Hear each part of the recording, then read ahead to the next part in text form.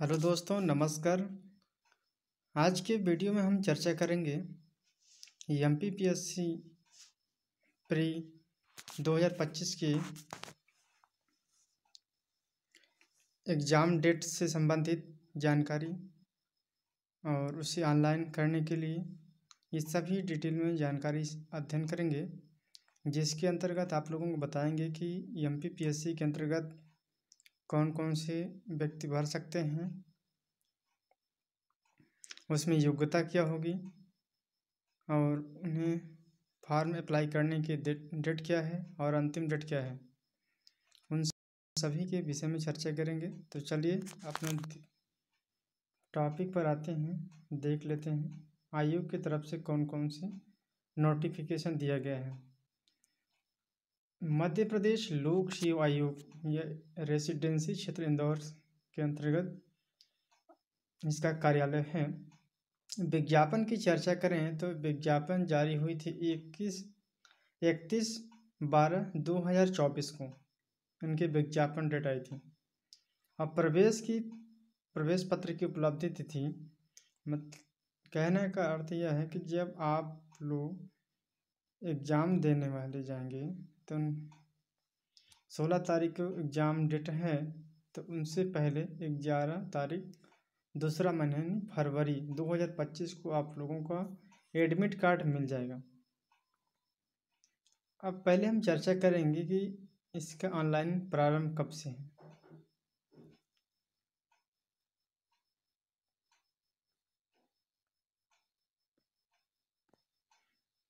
Online का अंतिम date तो 17/1/2025 से दोपहर 12 बजे तक है। परीक्षा का डेट तो आप सभी लोगों को पता है। इसमें 2 पाली पर पेपर होंगे। प्रथम प्रश्न पत्र, जिसे हम सामान्य अध्ययन कहते हैं, इसके अंतर्गत आपके history, polity, geography, science, computer technology ये सभी आ जाएंगे। और द्वितीय प्रश्न पत्र की चर्चा करें तो इसके अंतर्गत आप लोगों के रीजनिंग आ गए, मैथ आ जाएंगे, हिंदी आ जाएंगे। ये सभी द्वितीय प्रश्न पत्र के अंतर्गत आते हैं। इनका टाइम दिए गए हैं। प्रथम प्रश्न पत्र के 10 बजे से 12 बजे तक है और दूसरे पाली में जो पेपर होती है उसका डेट है 2/15 से लेकर के 4/15 तक है। इसमें कुछ महत्वपूर्ण निर्देश दिए गए हैं। में कहा गया है कि राज्य सेवा परीक्षा 2025 के अंतर्गत विज्ञापित हेतु पूर्ति हेतु ऑनलाइन आवेदन आमंत्रित किए जाते हैं। राज्य सेवा प्रारंभिक परीक्षा 2025 के लिए ऑनलाइन आवेदन दिनांक, इसकी डेट जो कि 3 तारीख पहला महीना 2025 से प्रारंभ हो जाती है। यानी कहने का अर्थ है आज 4 तारीख है, 3 तारीख से ही प्रारंभ हो गई है। और इसका लास्ट डेट बताया गया है कि 17/1/2025 तक, यानी 12 बजे तक लोग भर सकते हैं दोपहर तक। इसके पश्चात ये लिंक बंद कर दी जाएगी। और आगे की शेड्यूल देखते हैं कि राज्य सेवा परीक्षा 2025 आवेदन केवल ऑनलाइन ही स्वीकार किए जाएंगे। किसी तरह के किसी भी प्रकार के मैन्युअल अथवा डाक द्वारा भेजे गए आवेदन पत्र स्वीकार नहीं किए जाएंगे। इसमें हम आयु की चर्चा करें कि तो इसमें आयु की गणना की गई है 1 जनवरी 2025 से इनकी आयु की गणना प्रारंभ की गई है। आयु की गणना है तो वही जन्मतिथि मान्य होगी जो अभ्यर्थी की 10वीं यानी हाई स्कूल की अंकसूची में अंकित है। यहाँ पर निर्धारित कर दी गई है, यहाँ पर देख लीजिएगा कि 10वीं की अंकसूची पर जो जन्मतिथि है, डेट ऑफ बर्थ, वही मान्यता होगी। ऑनलाइन आवेदन पत्र में उक्त अंकसूची में उल्लेखित नाम, पिता तथा जन्मतिथि उल्लेखित रहेगा। शुल्क संबंधी दिशा निर्देश की चर्चा करते हैं तो यहाँ पर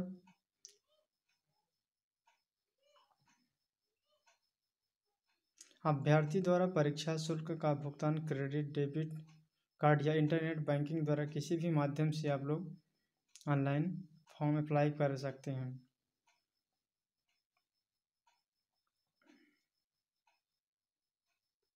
अब देख लेते हैं कि यदि फॉर्म भरते समय, अप्लाई करते समय यदि कोई त्रुटि हो जाती है तो यहाँ पर आयोग ने अपना दिशा निर्देश जारी किया है कि अभ्यर्थी ऑनलाइन आवेदन पत्र की सावधानीपूर्वक जांच कर लें।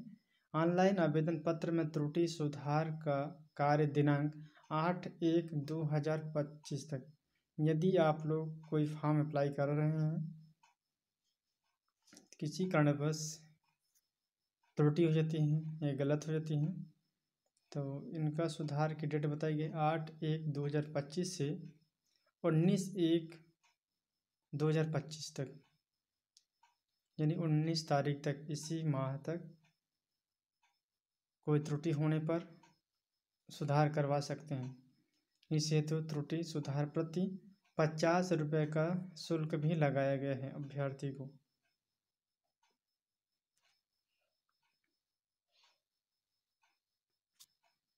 अब हम चर्चा करते हैं अगले स्टेप में कि पात्रता कौन कौन से व्यक्ति हैं। पात्रता देखें तो राज्य सेवा परीक्षा 2025 हेतु स्नातक उत्तीर्ण होना आवश्यक है। स्नातक के अंतिम वर्ष में अध्ययन या अभ्यर्थी पात्र है। सिंपल भाषा में समझिए कि जो स्टूडेंट का स्नातक कंप्लीट है, ग्रेजुएशन कंप्लीट है, वो इस फॉर्म को अप्लाई कर सकते हैं। और यदि जो स्टूडेंट की स्नातक अभी कंप्लीट नहीं है लेकिन वे अंतिम वर्ष के पेपर देने वाले हैं, तो भी इस पेपर में शामिल हो सकते हैं, फॉर्म अप्लाई कर सकते हैं। नोट: मुख्य परीक्षा हेतु ऑनलाइन आवेदन करने की अंतिम तिथि को पूर्ण होनी आवश्यक है तथा शेष अन्य अर्हताएं। इसका अन्य में चर्चा करें तो मूल निवासी होना चाहिए, आयु, जाति, दिव्यांग, भूतपूर्व सैनिक, आर्थिक रूप से कमजोर वर्ग। ऑनलाइन आवेदन करने हेतु संबंधित वित्तीय वर्ष आदि में प्रारंभिक परीक्षा हेतु आवेदन करने की अंतिम तिथि तक जारी किए हुए हैं। अब हम रोजगार पंजीयन के विषय में चर्चा कर लेते हैं कि रोजगार पंजीयन माननीय उच्च न्यायालय मुख्य पीठ जबलपुर द्वारा जारी थी अंतिम आदेश। ये सभी डिटेल आप लोग पढ़ सकते हैं। हम इम्पोर्टेंट बात को चर्चा करेंगे, इसकी PDF हम टेलीग्राम में दे देंगे, तो आप लोग वहाँ पर देख सकते हैं। यहाँ पर दिए गए परीक्षा केंद्र तथा प्रवेश पत्र। परीक्षा केंद्र में जाने से पहले और प्रवेश पत्र लेने तक आप लोगों को किन किन बातों का ध्यान रखना आवश्यक है कि वस्तुनिष्ठ प्रारंभिक परीक्षा दिनांक 16/2/2025 यानी 2 स्तरों पर जिला मुख्यालय पर आयोजित की जाएंगी। परीक्षा हेतु प्रवेश दिनांक 11/2/2025 को आप लोगों का एडमिट कार्ड www.mponline.gov.in.com पर आप वेबसाइट पर डाउनलोड हो जाएगी, वहाँ से आप लोग प्राप्त कर सकते हैं। अब हम परीक्षा से संबंधित कुछ दिशा निर्देशों के बारे में चर्चा कर लेते हैं। यहाँ पर मध्य प्रदेश शासन द्वारा समय समय पर संशोधित निर्देश दिए गए हैं।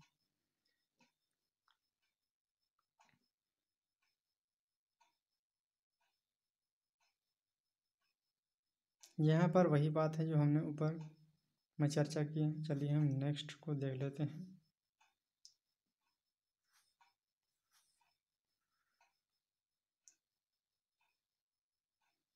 अब यहाँ पर आप लोगों को जिस पद के लिए जाना है उस पद की चर्चा करते हैं। ये विभाग का पद नाम हो गया। कुल रिक्ति वर्गकार हैं। रिक्तियों में मध्य प्रदेश के मूल निवासी महिला अभ्यर्थी हेतु आरक्षित पद भी है। मध्य प्रदेश के मूल निवासी भूतपूर्व सैनिकों हों, ये पद संख्या है। मध्य प्रदेश के मूल निवासी दिव्यांग हेतु आरक्षित हैं। हम चर्चा करते हैं पहले राज्य प्रशासनिक सेवा उप जिला अध्यक्ष, जिसे हम डिप्टी कलेक्टर की बात करते हैं। यहाँ पर URA के लिए 2 पद दिए हैं, ST के लिए 2 हैं, SC के लिए 2 हैं और ST के लिए भी 2 हैं। ओबीसी के 3 हैं, ईवीएस के लिए 1। अब हम रिक्त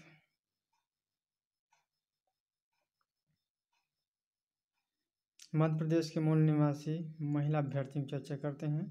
तो यहाँ पर एक यूआरए दिया है और एक एससी है, एक एसटी है, एक ओबीसी है। अब मध्य प्रदेश के मूल निवासी भूतपूर्व सैनिक के लिए यहाँ पर 0 दिया है और दिव्यांग जनों के लिए दिया गया है एज के लिए केवल 1 दिया है। कुल मिला के डिप्टी कलेक्टर जिसे हम राज्य प्रशासनिक सेवा उप जिलाध्यक्ष की चर्चा करें तो यहाँ पर 10 पद दिए गए हैं। मुख्य भाग 87%। इसके अंतर्गत आ जाता है नायब तहसीलदार, तहसीलदार या फिर उससे कम आ जाते हैं। तो इनके 2-2 पद दिए हैं, सभी में हैं, देख लीजिएगा 2-2 पद। ईवीएस के लिए केवल 1 पद दिया है मात्र। महिला आरक्षित वर्ग के लिए केवल 1-1 पद सभी में दिए हैं, चाहे यूआरए हैं, एससी एसटी हो, ओबीसी हो, सभी के लिए दिए गए हैं। और इसमें इस पद में केवल 9 दिया गया है।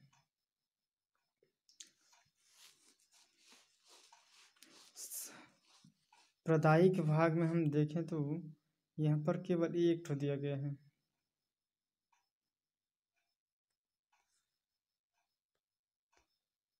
गृह यानी पुलिस विभाग की चर्चा करें तो उप पुलिस अधीक्षक जिसे हम वर्दीधारी वाले पद देखते हैं तो यूआर के लिए 6 है, एससी के लिए 4, एसटी के लिए 4, ओबीसी के लिए 6 दिया गया है और ईवीएस के लिए 2। और यहीं यूआर के देखें तो 2 दिया है। 1-1 पद यहाँ पर भी दिए हैं।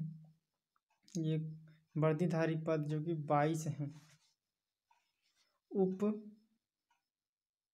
मुख्य भाग में देखें तो 6, 4, 3, 2 हैं। ये सभी देख लीजिएगा।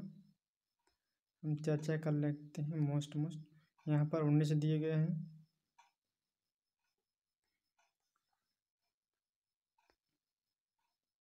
वाणिज्यिक कर अधिकारी की चर्चा करें तो यहाँ पर 1 दिया है, ये मात्र 1 ही है।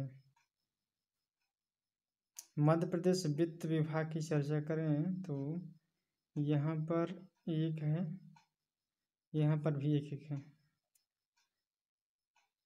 मुख्य नगर पालिका की चर्चा करें तो यहाँ पर 1 पद दिया है। 1 पद किनका है कि एसटी के है, मुख्य नहीं यहाँ पर, और 1 ईवीएस के। कुल मिलाकर 2 पद हैं। मध्य प्रदेश सूक्ष्म लघु उद्यम मध्यम विभाग यहाँ पर 3 हैं। जनसंपर्क विभाग की चर्चा करें तो सहायक संचालनालय के यहाँ पर 2 हैं। मुख्य भाग में ये सभी हैं, लोग देख सकते हैं कि कितने पद हैं। तो कुल मिला के 58 पद दिए गए हैं, 158 पद। ये पीडीएफ में हम प्रोवाइड कर देंगे, टेलीग्राम पर आप लोग जुड़ सकते हैं। इसकी पूरी लिस्ट आप लोगों के समक्ष प्रोवाइड हो जाएगी, तो आप लोग ध्यानपूर्वक देख सकते हैं। यहाँ पर डेट वगैरह है सभी।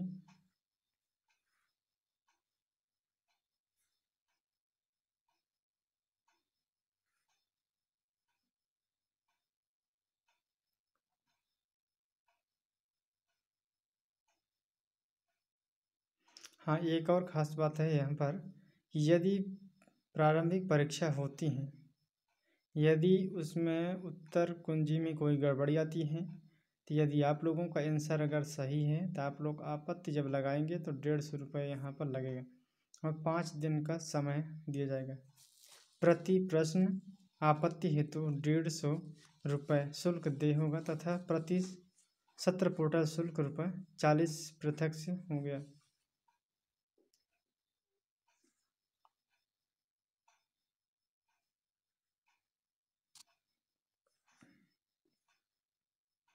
ये सभी 52 जिला पर आयोजित होगी परीक्षा।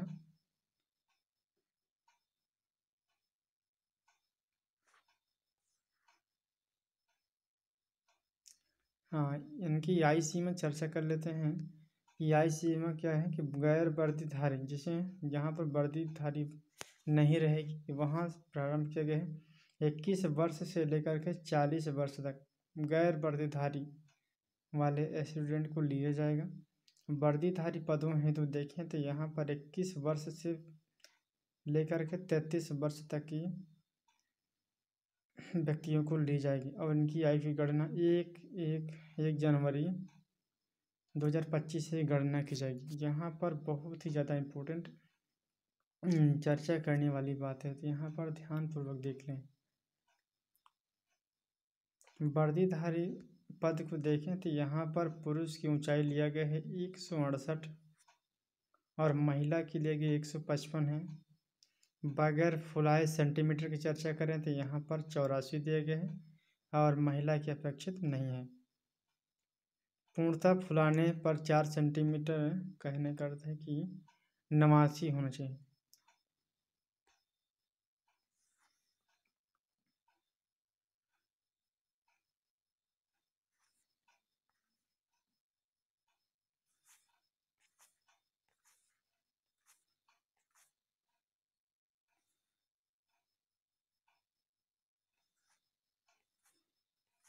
ये सभी दस्तावेज हैं, आप लोग अच्छे से पढ़ सकते हैं ये सभी।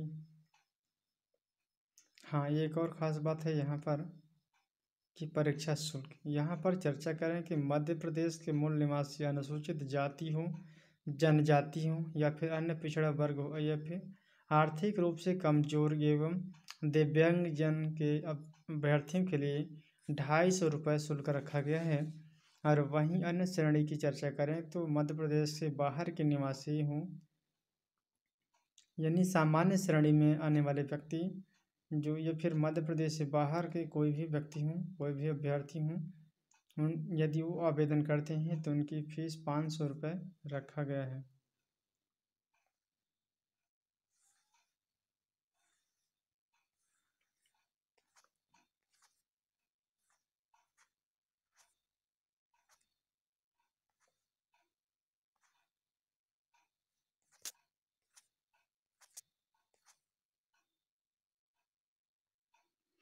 दस्तावेज कौन कौन से लग सकते हैं? आधार कार्ड होना चाहिए, मतदाता पहचान पत्र या बैंक व driving licence, PAN card, passport कोई भी हो, आप आवेदन कर सकते हैं।